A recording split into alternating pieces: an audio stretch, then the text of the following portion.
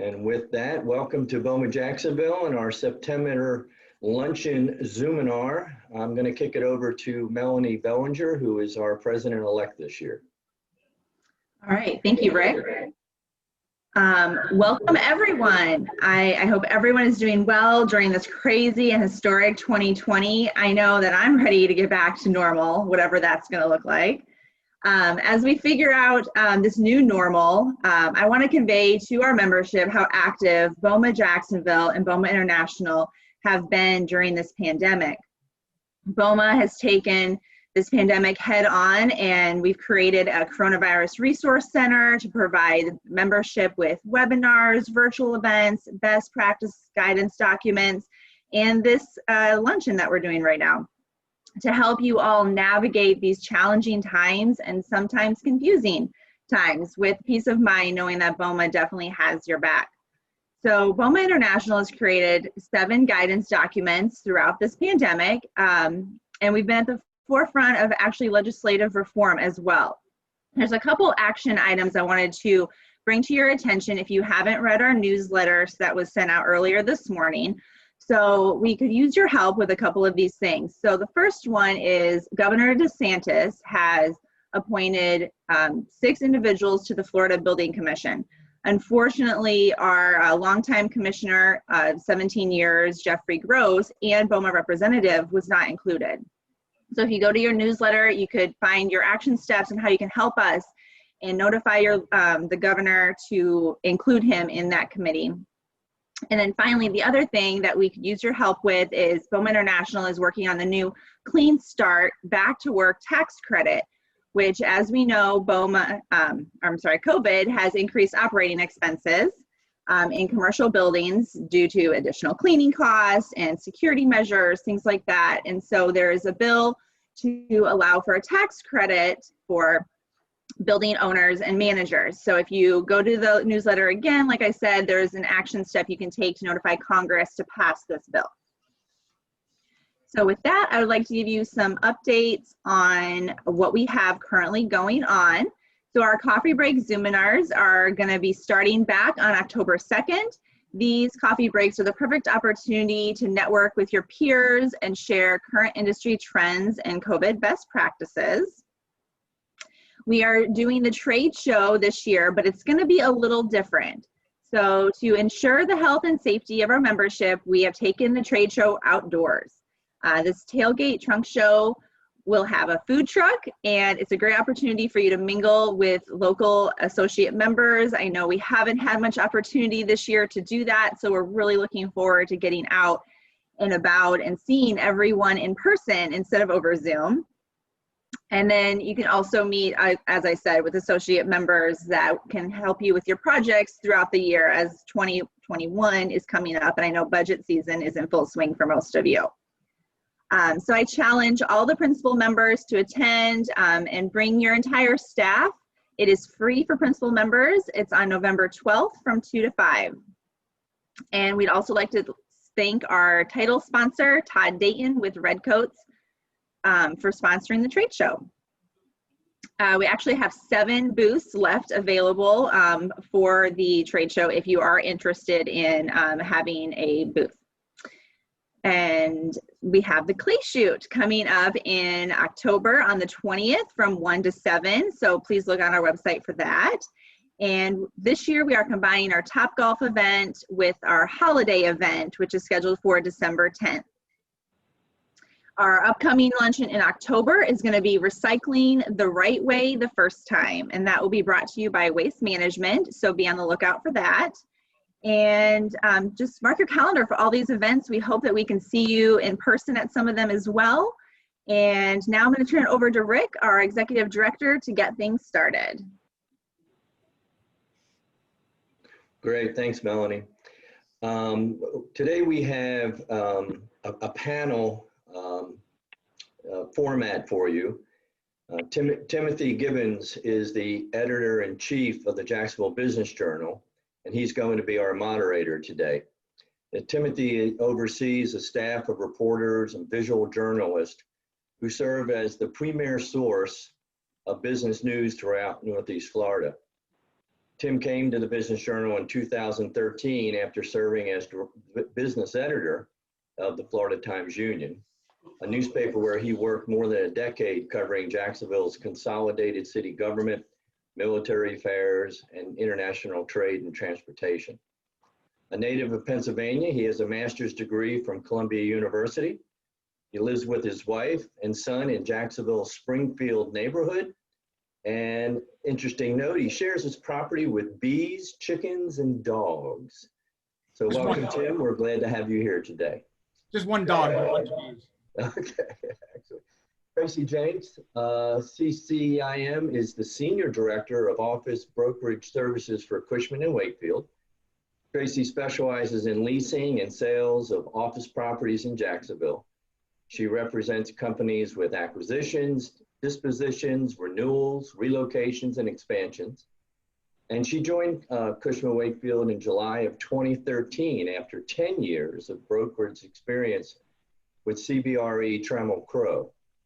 And from 2000 to 2003, Tracy worked in the economic development at Jack's USA Partnership and was part of the team that enticed Fidelity National Financial and other large corporations to move their headquarters to Jacksonville. So she's very involved in the downtown development scene.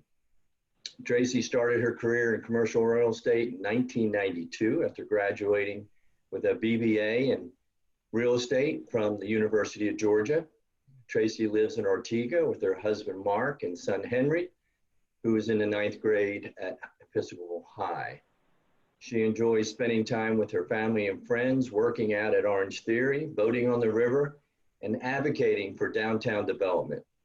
And she is an avid Georgia Bulldog fan and loves watching football. Go Dogs! Yeah, I was waiting for that. Woof, woof, woof. So obviously that's Tracy. Welcome, Tracy. Dr. Pamela Driza is a regional applications consultant, also known as RAC, for Steelcase, the world's largest manufacturer of workplace solutions for corporate, education, healthcare, and the retail industries.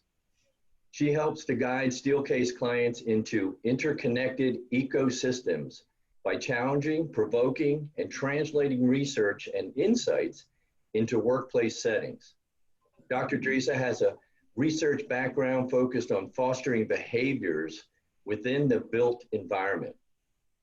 She is certified change agent with help me with that one. PROSI? PROSI. Okay. And is an evidence-based design professional. She leverages her knowledge of research methodologies and experience with clients within various markets to uncover end user needs and develop resilient workplace solutions. So thank you, Pam, for being here with us today. With that, I'm going to turn it over to Tim, who's going to moderate our series today. So my first question, I was actually curious, looking over your bios, if Rick had mentioned your various alma maters to each other, you know, considering the Georgia, Florida, you know, connection. So I am a Florida Gator. Yeah, 3-time Florida Gator. I was there for my undergrad, master's, and PhD. So it's okay. It's okay, Tracy. We'll see how this next season goes. Yeah. We will fortunately not be getting into that. I'm not qualified to moderate that conversation. But we'll be talking about the future of offices, future of workplaces. What is this all going to look like? What should it look like? And what things should you, as business owners and managers, as people who are involved in the office space, think about as the people that you're involved with, try to figure out what to do next? Before we get into the nitty-gritty, though, I want to ask the two of you kind of a high-level question. How surprised were you at how quickly people pivoted to this new reality? I mean, in some ways it was forced on us, but you know, any shock there at how ably people moved to find a new way of doing business? Either of you can start. So I'll take that one for a second here. Part of my job has required that I do workshops with a number of our clients. And so I've had for several years now had the experience of hearing from the end users some of the things that they have desired in their workplace. And number one in that list was having the ability to have choice, more choice and control over where they worked.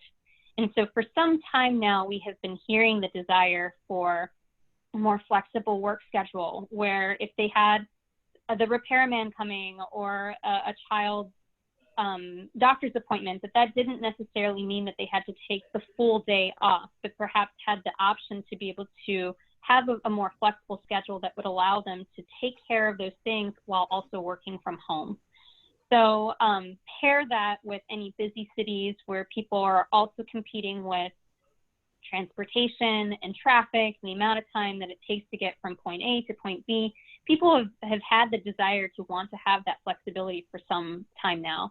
And I think a portion of that being a challenge lied in this idea that people needed to always be together for work to happen. And so I'm really not surprised that there has been a quick pivot. I think that for a lot of businesses, this still did require that there was some skilling up with how to make sure that those collaborations were being supported in a way that allowed people to do that efficiently online. But I'm not surprised that there has been that quick pivot, because the desire for it to be there has been there for some time. Any thoughts, Tracy?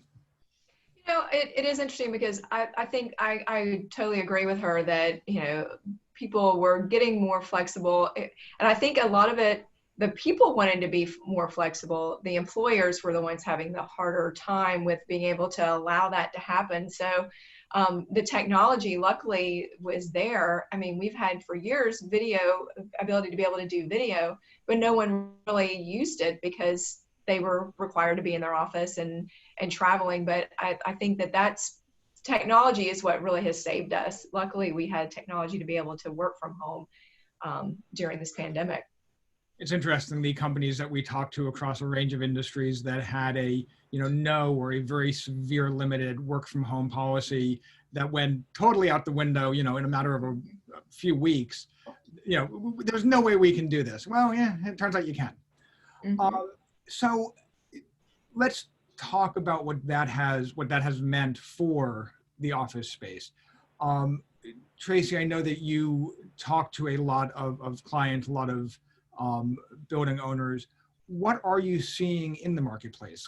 Where do things stand? Are people abandoning their office? Are they, fighting over rent? What is the kind of state of things right now? So right now, it's kind of in a flux. A lot of employers are, everyone is still working. Mostly people are still working from home, especially with the larger corporations, companies like Florida Blue. They've even cut off their badges so people can't even get onto their campus right now. So they're having people continue to work from home. Some of the smaller companies have worked from the office the entire time. So it kind of depends on your company's culture. But what I'm seeing from a leasing perspective is when all the leases that are expiring in the next year, everybody is just kicking the can down the road and saying, we're not sure what we're going to do. We want to just renew for 1 year and see what's going to happen, because they're finding that working from home is working well right now. They're just not sure long-term how that's going to play out. They do realize that there is a need to have an office, that they, especially for training, mentoring. If you hire a new employee, how are you going to train that person? If everyone's working from home, it's a little harder to do that virtually. And then you don't have those chance interactions with people in the break room, where you can come up with some of the best ideas for your company. So eventually, we are going to get back to where everyone's back in an office. We're just not sure right now. I do have some larger companies that have said, you know what, this is working great. We want to go ahead and put space on the market for sublease. And so we are starting to see a huge surge in sublease space on the market. Our company has actually started tracking that the last 2 months, just so we can keep track of all the new sublease space coming on the market. And so we do feel that in the next few months, we're going to see more and more sublease space on the market. One of the things that Tracy just mentioned, Pam, was that idea of culture. And I know when we spoke earlier, one of the values of an office is I think you referred to it as the overheard things, the idea that, you can teach people stuff, but they just kind of absorb what is going on around them. Talk about that idea of basically workers realizing or employers realizing, even when they're being flexible, what the value of an office is. So from a business perspective, we know that the workplace drives innovation and growth. From the people perspective, what we have gotten a very clear example of is how the workplace fosters culture and a sense of community. If you think of culture like the tip of an iceberg, what is above the surface is the most visible part of your culture, and that is your office. Everything below the surface and the major part of your culture is driven by nonverbal cues. So in the office, you get these nonverbal cues about what's the value of risk-taking, what's the value of sharing ideas, what is the value of cross-pollinating ideas across departments, what's the sense of hierarchy of a business. And so while we're all online, all of those nonverbal cues are really challenging to get by unless you're scheduling a meeting or sending out a chat.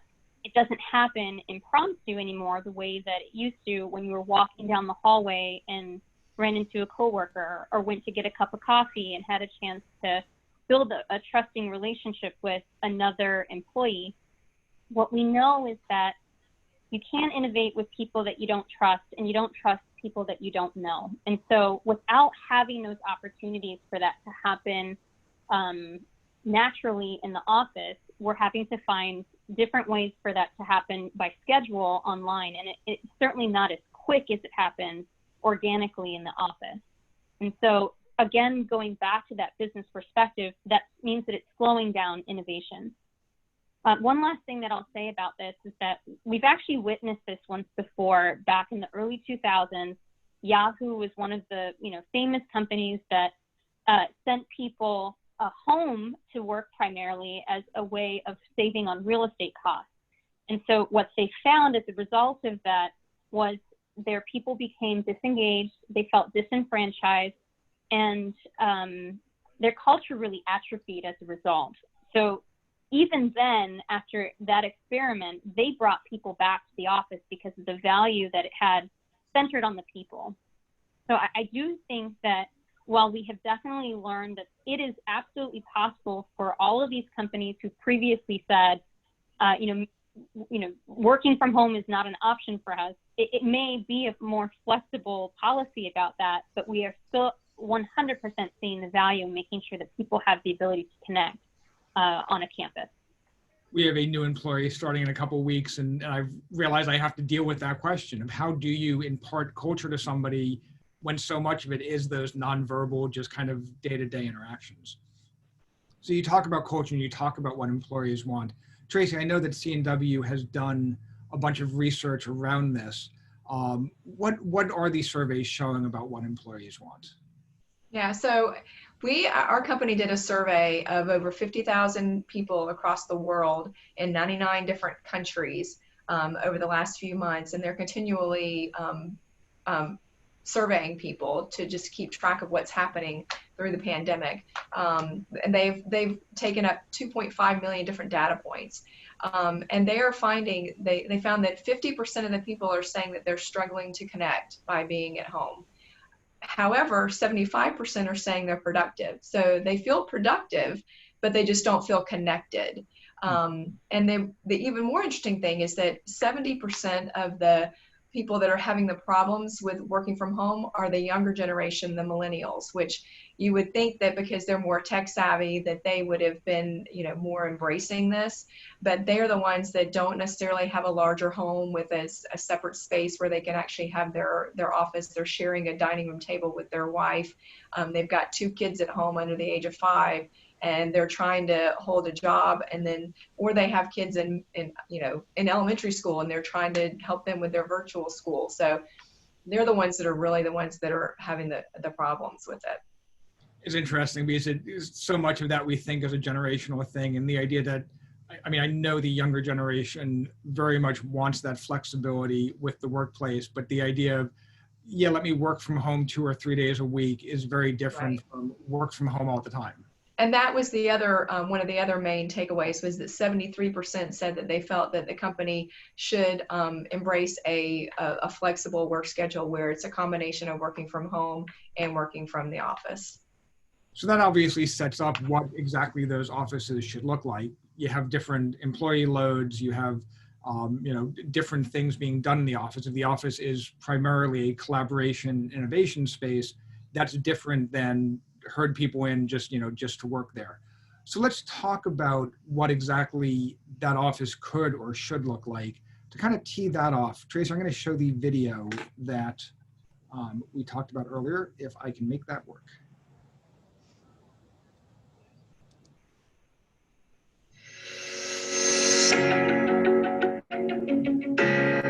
We started the 6 Feet Office project with the ambition to get the world safer and sooner back at work.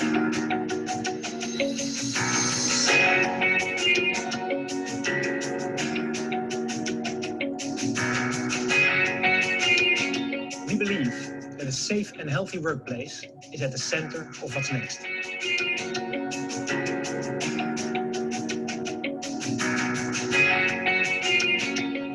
We have developed the 6 Feet Office as part of our total workplace concept. Cushman & Wakefield can get companies operational as soon and cost efficient as possible.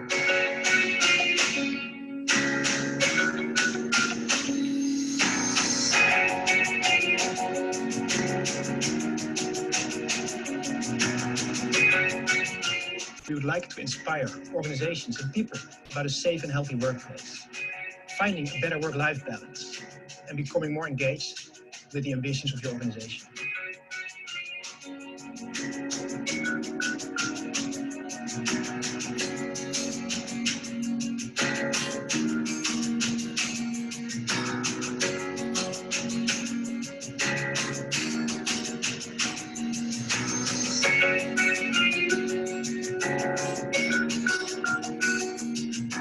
We would also like to invite companies to join us develop the 6 Feet Office project further from a technology perspective, facilities, or just good ideas to make work better. Thank you for helping us move this forward. Together we're stronger.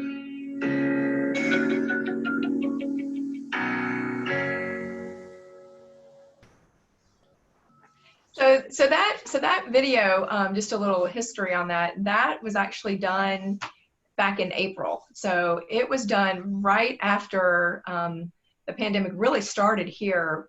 We have a huge office in Wuhan, China. And so we were actually working on getting people back to work when we were just starting to leave our offices. So our office in Netherlands is the one who came up with the video and really started the 6 Feet Office project.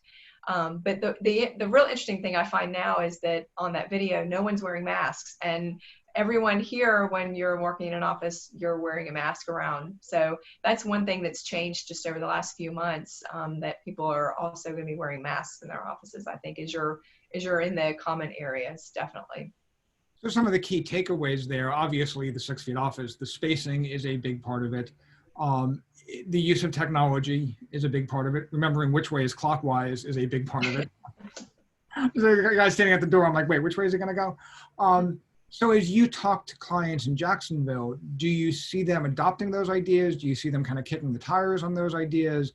What type of reception are you seeing on the ground? Yeah, I mean, we've had a lot of people that have reached out to us because of, not only did we do the video, we put together a whole program of how to get back to their office. I mean, there's a manual that has even, has the cutouts that, that can say, 6 feet is here. So we've been kind of at the forefront of helping companies get back to work, and we're finding them to really embrace it. And, the companies that are in our office buildings, and even we also manage office buildings as well. So we're working with landlords to help them with their lobby areas and, sanitizing stations and things like that too. So it's kind of a combination of adding things as simple as sanitizing stations and signage to say, Right. Don't go here, don't go here, 2 people in an elevator, that sort of thing. Mm-hmm. Pam, I know you've heavily looked at that idea of the office as a business tool. As you look at what the office of the future is going to look like, what changes do you see as the most likely and as the most needed? we look at the office in 3 different buckets, or at least the change of the office taking place in 3 different buckets. Changes that are happening now, changes that will happen in the near future, and then changes that are happening in a far stage. When we talk about now, changes are happening with what we know, and this being completely unprecedented, you can imagine that a lot of what is driving change right now is related to protocol. So we're seeing mostly retrofit happening right now as a result of that. In the near stage, decisions can start to be made based off of science-based evidence and data-driven evidence. And so that's where we'll start to see reconfigurations happening. For many of you may know that Steelcase has partnered with a team of epidemiologists out in MIT. And so we are amongst several other groups that are looking at how can we start to drive the changes in space and those reconfigurations using science-based evidence. When we look into the far, we can already start to see how the reinvention of space is going to be driven by science and technology. And some of the hints that we're getting to this is that the use of technology may be used to think like a live map of your space that is informed by which spaces have been used and which spaces have already been cleaned after that use. Or what are some ways that we can create more touchless entries or fewer touch points? So are you using your phone to be able to reserve space when you come into the office, to reserve a conference room when you come to the office? And then what are some ways in which we can use technology to be able to better inform, how do we use the space in both groups and as individuals to connect with people that are at a distance? As you can imagine, we're probably going to see a larger proportion of team members tuning in from a distance. So how are we using technology to make sure that everybody in the space has a ubiquitous view of content, and that their presence is equal regardless of whether they're physically or virtually? One of the other things that I would add, if you don't mind pulling up slide 6, Tim. Give me a second. Keep on talking, I'll get that. Sure. Yep. When we think about the now, we know, again, that a lot of these decisions are being driven by protocols. And so one of the things that I wanted to make sure that the folks that are here live today, and then folks who may be tuning in later and seeing this virtually as a recording, that we've provided access to one of our own living documents that we're using to inform the protocols at one of our manufacturing sites. And so this particular document goes into depth about what are some of the new protocols for each of the employees as they enter through the space, from leadership, what might those communications need to be like, what is some of the information that needs to be shared, what's the cadence of that communication, what are the ways in which people are going to start to think about sanitizing and disinfecting spaces, and then what's the use of various PPE or masks or face shields or gloves while people are working through the space. And so I hope that it becomes a valuable resource for everybody here on the call and those that might be tuning in later as a means to be able to enhance their own protocols as we still are leading into that next phase. Have you seen companies that are doing a particularly good job of implementing those sort of things? Absolutely. So ironically, one of the spaces that we have seen that really pivoted so well during this pandemic was initially designed for an IT group. And so the space itself was designed to be flexible by the nature of its furniture. So all of the furniture was intended to be mobile in some way. The power was distributed in such a way that it itself was flexible as well. And so while the space itself was designed for IT teams and the users to have more control over the size of their pod teams, the ability for them to very quickly rearrange the size of those pods, for those teams to be able to use some objects in the space to help enhance their shielding and their ability to create impromptu meeting spaces. They very quickly turned that into a seamless response because of the nature of its flexibility. So the slide that you have up now is the protocol handbook that I was referring to earlier, and you can see there that URL. If you don't mind, Tim, going to slide 16, I can actually show an example of a portion of this space that I'm referring to that responded really seamlessly. There we go. That one or the next one? The very next one. So here you can start to see just a visual of what that space looked like pre-pandemic. And so all of the workstations or workspaces that are in that focus area are on casters. So any of those pieces can easily be moved. You can see in that collaborative kind of touchdown zone, all of those pieces are also on casters, can easily be moved.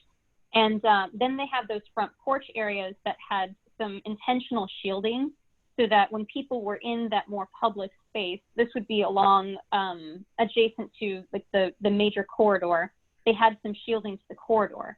So what happened post-pandemic, or I guess we're kind of still in the thick of it, but after we realized we need to make some changes to our workspace, they didn't have to deal with some of the challenges of moving power or adjusting panel heights or trying to figure out how to rethink the protocols for some of these meeting spaces. They were simply able to use the mobility of this space to be able to respond as necessary. So while today it's 6 feet, who knows if tomorrow it's 12 feet, or grace be to God that we can get a vaccine and we can get back to being at a place where we can work more closely together. And so they can very easily, shift between the times, regardless of what's happening in the climate of business or pandemic.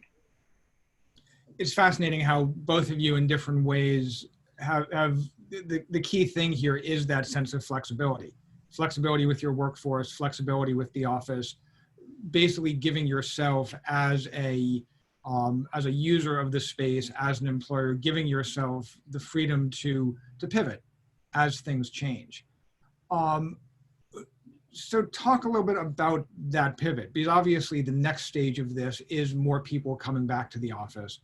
And that's going to be challenging in its own way. In some ways, what we've gone through hasn't been easy, but at least it's kind of been clear. We were in the office, now we're back home. Okay, at some point, this isn't like a hurricane where there's a hard line and it's over and we go back to the office. It's going to be a chaotic kind of transferring back. As you talk to people, what are they thinking about? What is the process that they're envisioning for bringing their workforce back to a workspace?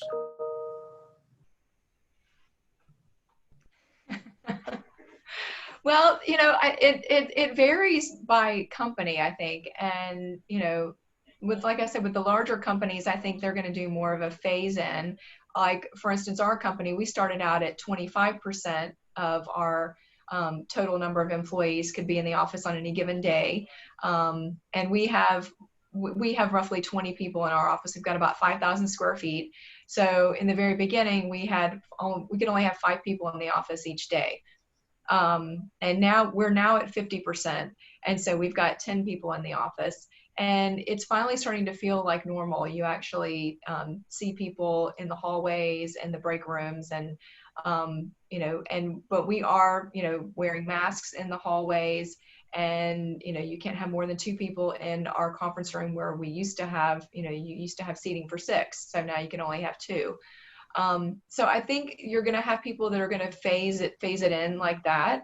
No one's going to just completely just be like, okay, everybody can come in to start. I think you're going to see that.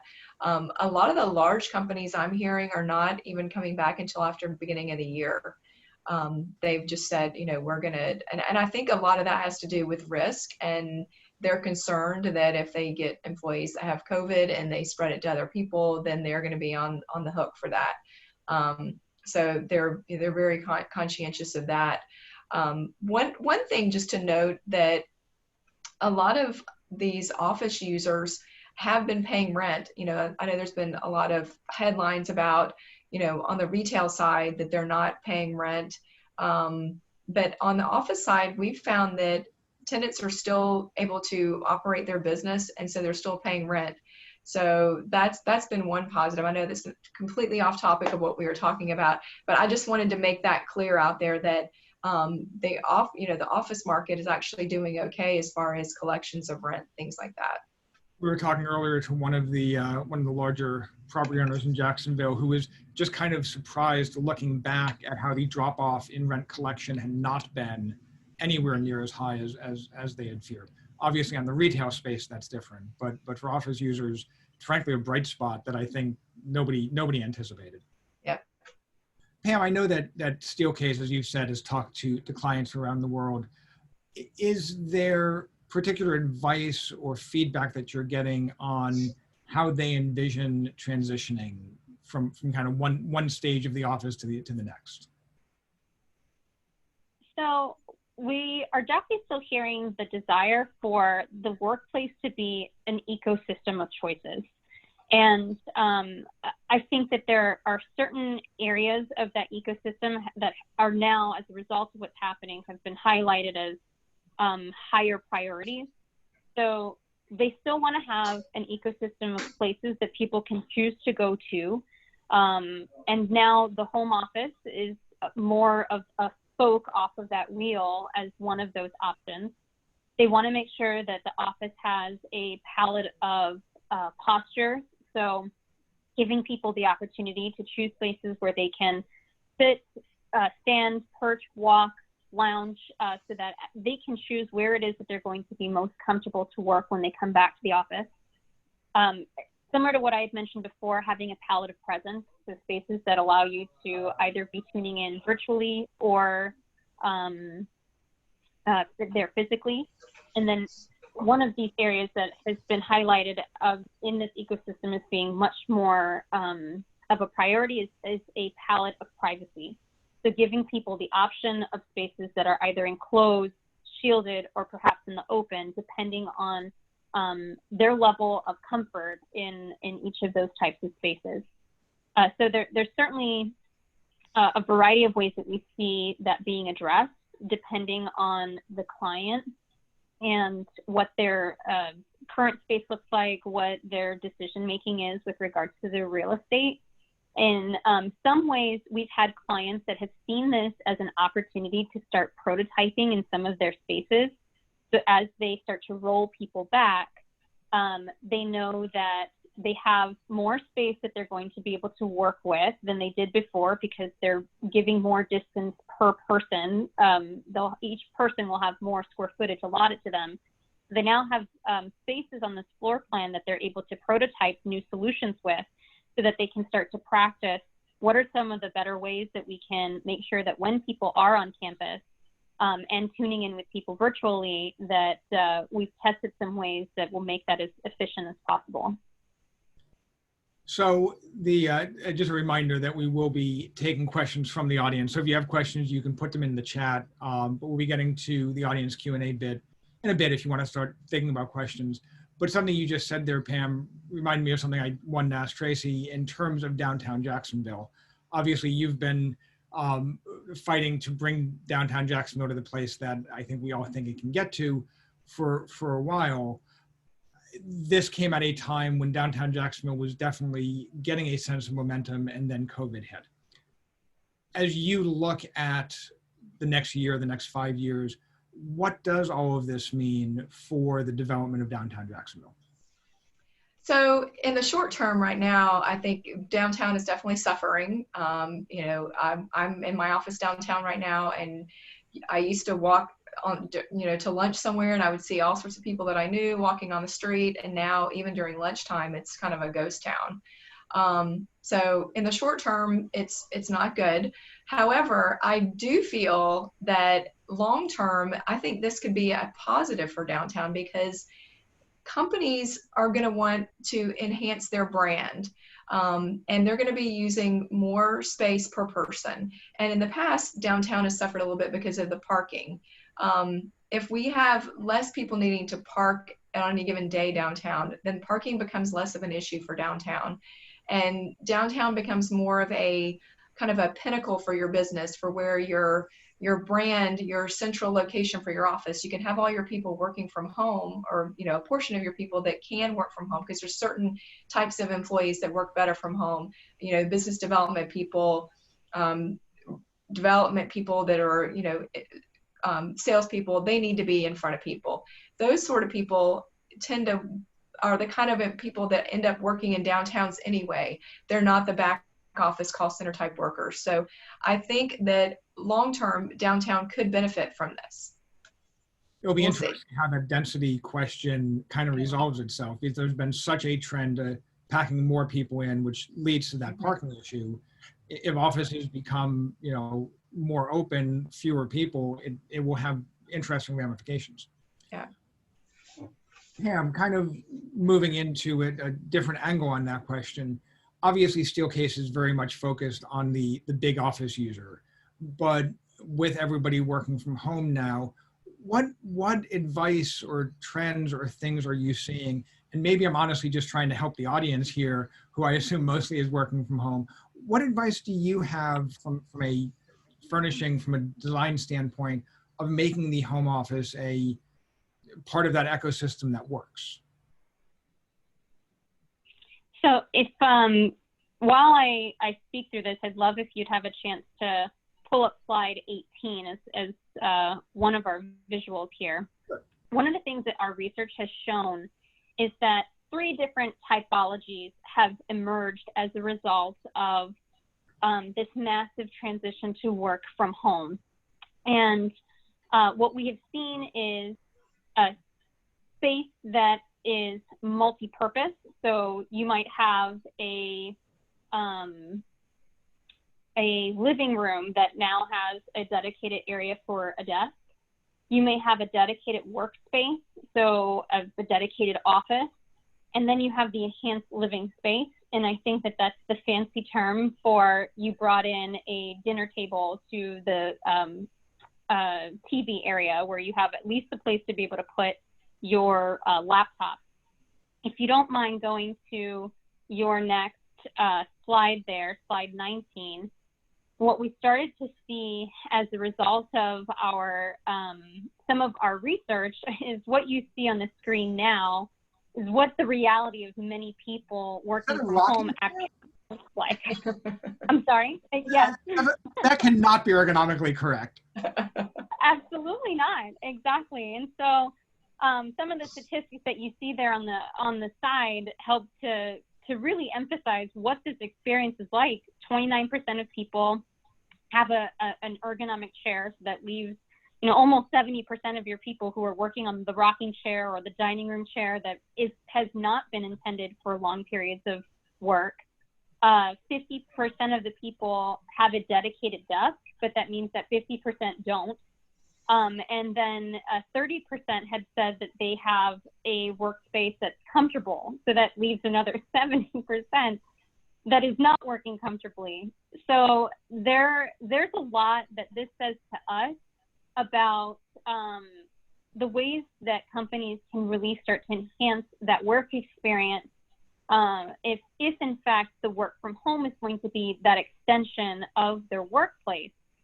And one of the values for them is that while all of this is happening and while people have been working in these kinds of spaces, we have definitely seen that there has been an increase of concerns about things like carpal tunnel, things like tech neck, people's backs hurting because they're not sitting ergonomically. They don't have the task chair anymore that they had at the office that was intended to give them lumbar support, or the monitor arms that was intended to help them to make their workspace more ergonomic.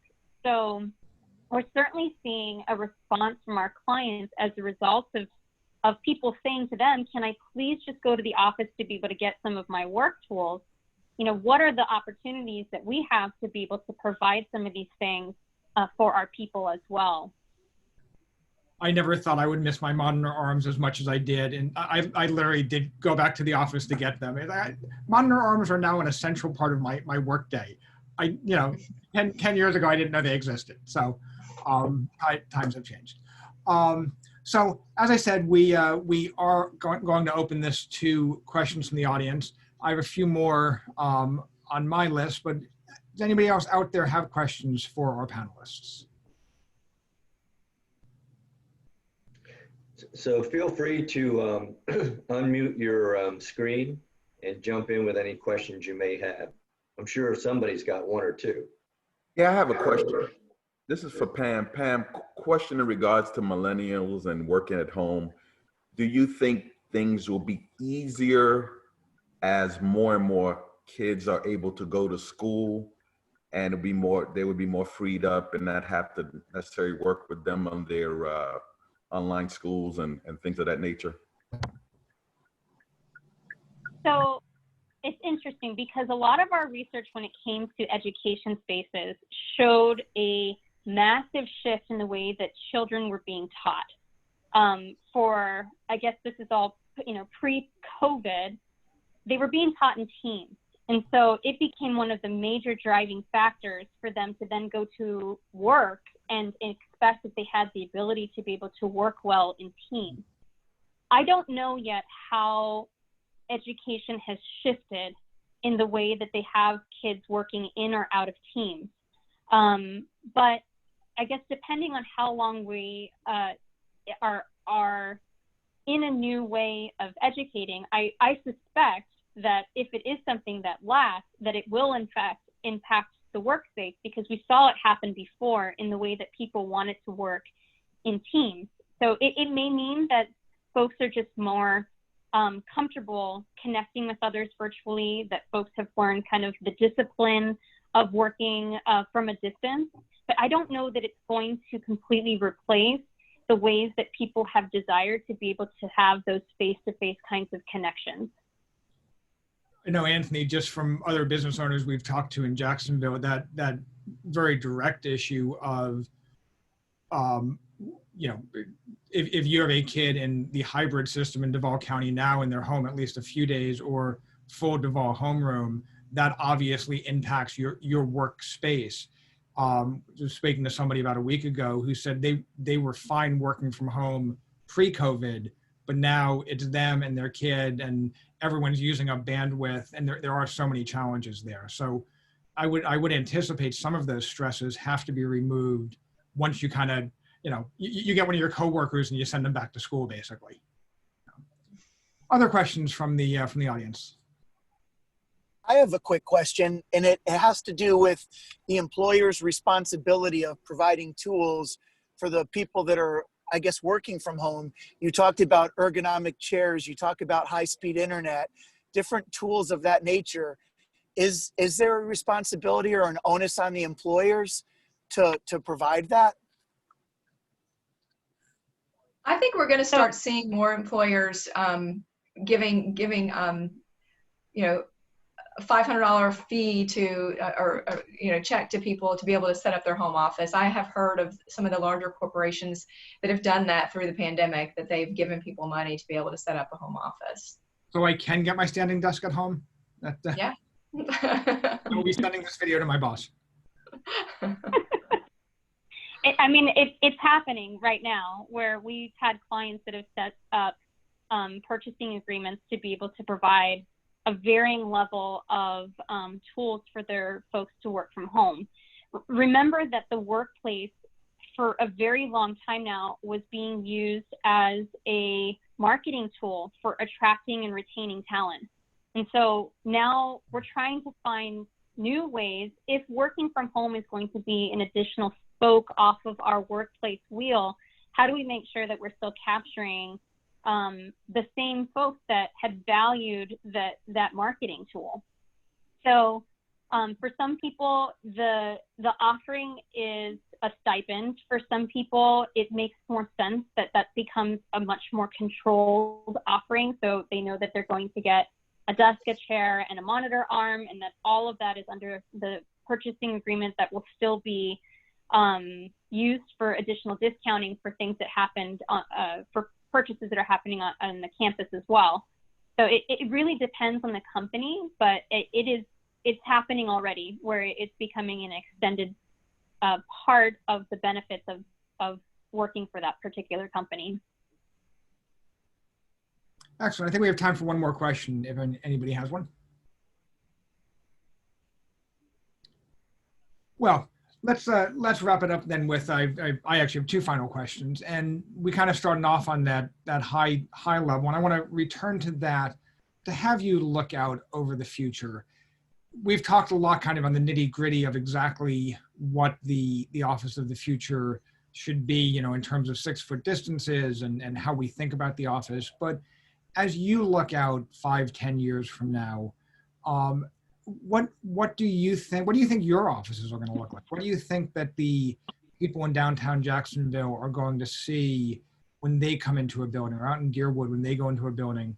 What is your vision for what that office is going to be in the next 5 to 10 years? I'll let Pam start with that one. So my favorite example was that IT space, and seeing how painless it was for them to pivot their space, and not in a way that felt like a retrofit. It felt intentional, because the pieces that were designed for that space were intended to be moved and to shift with the tides of a project team. And we didn't predict that it was going to also shift with the tides of a pandemic, but it did, and it did flawlessly.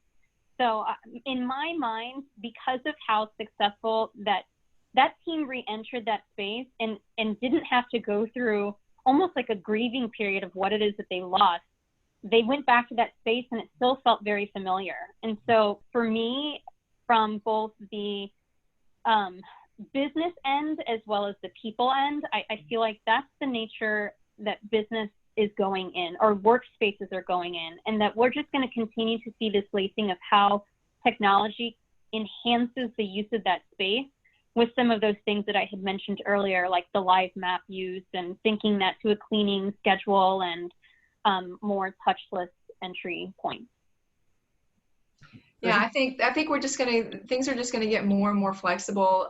We definitely are still gonna see it as an ecosystem. You'll have people will still be working from home part of the time, and working in their offices part of the time, and even working at, you know, different coffee shops or restaurants and meeting people, and, you know, those types of things. So the days of, you know, you have to go to your office 5 days a week, from, you know, 8 to 5, I think are over. I think we've opened up the Pandora's box, and we've seen that, you know, you can have a flexible work culture. So I agree that we're going to have more and more touchless things, and, you know, we're going to have more and more elevator remodelizations being done, where you push the button and for the floor that you want to go to, and the elevator will take you to that floor, as opposed to getting on there and sharing the elevator with several people. There's already a couple of buildings in downtown that have done that, and the other buildings downtown are getting estimates right now to do that, because that is kind of the wave of the future.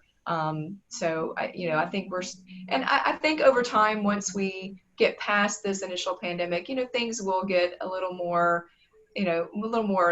relaxed, and we won't be wearing masks and things like that. I think we'll get back to being able to give people a big, you know, hug and shake their hands in meetings. I look forward to that again. It is going to be interesting to see what comes back and what, you know, what stays changed. A few days working from home, or using more video conferencing, those might be good things that stick around, but being able to actually meet face to face, hopefully will be coming back. Well, without being able to meet face to face, I do appreciate both of you spending your time sharing your insight and your knowledge with all of us today. And thank all of you who participated for watching it. I look forward to, you know, looking at the names. I know a lot of you, and I look forward to actually being able to see you again in person. But that is all that I had. So Melanie, if I can hand it back to you. Thanks again, everybody. All right. Well, thank you, Timothy, for moderating for us. And thank you to our panel, Pam and Tracy. I thought it was very valuable for our membership. And so I appreciate you taking the time today to meet with us. Rick, I'm going to turn it over to you for some more updates. I just want to reiterate something that Melanie brought up earlier, and that is the call to action that BOMA Florida is asking all of us to be part of. And if any of you who are on this Zoom are not in my email base, email me back, because your letters to the governor are important too. The Florida Building Commission has only had one representative from the commercial real estate world on it, and that was Jeff Gross, and he's been on it for 17 years. He's actually the longest standing member. And the governor has just been lax in appointing a lot of different committee members back to their committees. So we're asking everyone we have a very easy format. You cut and paste a letter, you send it to the governor. As most of you guys know, in advocacy, it's not necessarily what the letter says. It's the fact that the letter is in favor of a particular item, and the governor's getting bombarded with thousands of them. So BOMA, Florida, we have over 1,000 members in the state, comprised of Tampa, Orlando, South Florida, Miami, Tallahassee, and Jacksonville. We really need you to take advantage of this situation. So an email was sent out yesterday at 2 o'clock. If you have any questions, if you didn't get it, reach out to me and let me know. And then one last thing, for the very first time, our annual BOMA Florida meeting will be virtual. If you would like to participate, see how the advocacy arm of all the 7 locals come together and create BOMA Florida. We'll have Lee Moffitt, who's the former Speaker of the House, who is actually our lobbyist for BOMA Florida, will be in attendance. We have some folks that'll be there related to advocacy in DC. An email went out earlier this morning. Anyone can register. So, if you haven't been involved in BOMA Florida before in the advocacy side of what BOMA does, this would be a good opportunity for that. I do want to thank Timothy, Tracy, and Pam for taking your time. This is very informative.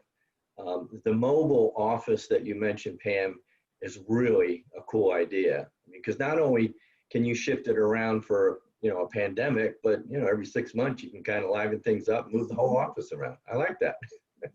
So with that, I'll turn it back to Melanie. We'll close things up, and Melanie. All right. Well, that was a jam-packed luncheon, and I hope everyone enjoyed learning more about this valuable topic, especially with how we're going to be navigating the office space going forward, and as we all work together to adapt to the new normal office environment. So thanks again for bringing this topic to our membership, and the panelists for your time, and I hope we can all meet again in person soon. Until then, I look forward to seeing you all on Zoom. Have a great day. Thanks, everybody. Bye. Thank you.